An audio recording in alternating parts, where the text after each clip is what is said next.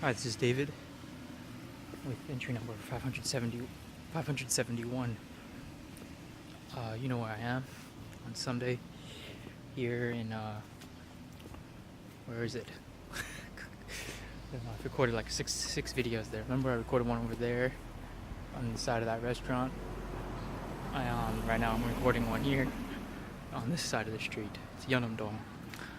Oh, man, I just ate lunch. I think one of the most fun aspects about Korea is the food, and not really the Korean food per se, because it's good, but unfortunately, once you've lived here for maybe like 3 months, maybe even 2 months, you can eat about, I would say, like about 90% of what the Korean diet is, and like especially here in like Seoul or whatever. The diet is actually very Western. The ingredients are pretty much the same. But the cooking methods are a little bit different. But in general, they pretty much eat the same stuff here. Like most kids nowadays are brought up on milk and cheese and meat, and a lot of people think that that's why most of the Koreans born like in the 80s and 70s are much bigger than the ones that were born in the 40s and 50s and stuff, because they were exposed to like high protein diets and high fat diets, and so their bodies had more like food to metabolize or whatever, so they were able to grow. I don't really know how valid that is, because I feel like Japan has had like milk and stuff for a long time too, but those people are like quite small still, so I don't really know, but that's what a lot of people say. But what I was saying before is the food is pretty interesting here, because they're installing a sign in front of me up on a like 7th floor of a building, so if there's some drilling noises, I apologize for that.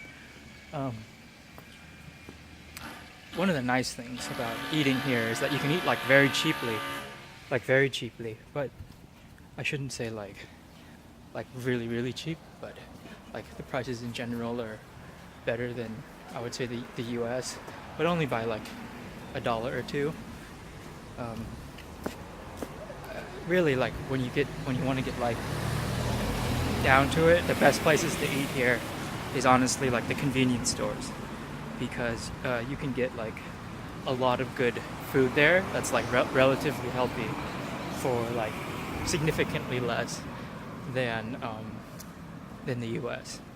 So actually, I should say in the US you could get more food for the money, but it'll be very unhealthy, like high sodium, high fat stuff.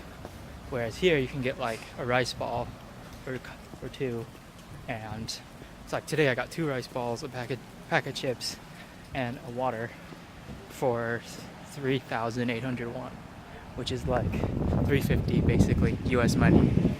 And I think that's pretty freaking cheap, that's pretty cheap. So yeah, and it was delicious. I could seriously I could eat at these, like a convenience store like this, GS25. I could eat at one of these for like every meal of my life. People like criticize and stuff and say like, oh, it's bland. Once I've had it a few times, it all tastes the same. But for me, like, I love stuff like that. It might not be like super healthy or whatever, but it is like pretty freaking tasty. It does have a lot of sodium too, like I should say. It's not like super healthy, but it's definitely not like a hot dog where it's like 50% of your daily sodium is in like a tube of meat. So I should say that. But anyway, I went to Sunday services today out with my Mormon buds, and unfortunately, I should say that I lost one of my friends. One of the missionaries, Elder Smith, is having to return home to Boston, which is, it's a bittersweet thing, because he's been here for like bit under 2 years, and he's basically, I don't know why he's ending early. He didn't tell me, but he's ending his mission a little bit early. And I think it's okay, but might be for school. This guy is quite an intelligent fellow. He's going to he's going to the Massachusetts Institute of Technology, which, if you don't know, is one of, if not the best schools in the world. It specializes in engineering, so it's a technical college, really, that focuses on engineering. And so he was like triple majoring there in like a whole bunch of different stuff. And it's sad to see him go. And he really was a smart guy. Typically, like, I'm not like trying to maybe like offend the other missionaries I've met, but they're not like they're pretty much like everyday dudes, they're not like they're just like everyday people, which is perfectly fine. They're not. And so, but when I first met with Elder Smith, like I don't know if it was just his like attitude or whatever, but when we would have like kind of theological discussions, a lot of them he would be going tit for tat with me on a lot of the points and stuff. And I think also a lot of it is that the other missionaries I've met are not necessarily like slow or anything, but they're really not used to speaking English at all. So they kind of lose their ability to speak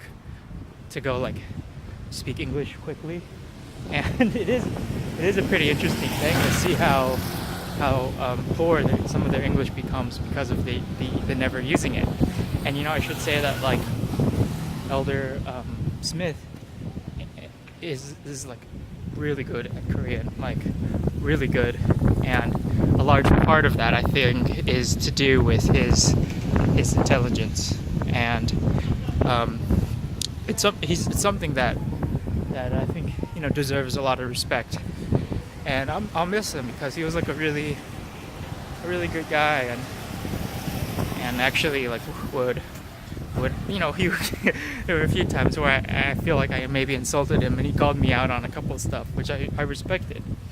So yeah, that's about it. Anyway, oh man, it's about to rain here, and I don't have an umbrella, and I'm not wearing a raincoat, so I'm about to get wet. Maybe I'll go see a movie. But anyway, that's about it, I think. Thanks for watching, and I'll talk with you soon. Bye.